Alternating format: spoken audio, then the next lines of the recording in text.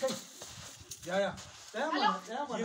Yanzu muna tare da Ibrahim. Tsaya me yake faruwa? Yanzu ne muke tare da Ibrahim wai daga cewa bulungwai.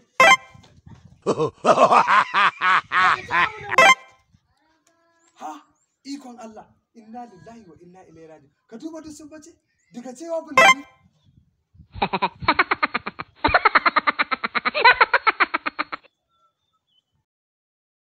Ina gaya ma an gagara sani.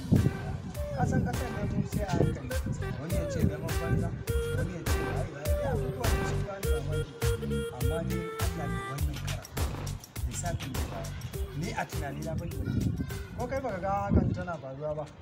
Gwamnatin ne sai a hankali shine na gaya. Amma dai abubuwan ne na sani ne. Za mu sanya ba a duk irin wannan. Sannan dai ba na.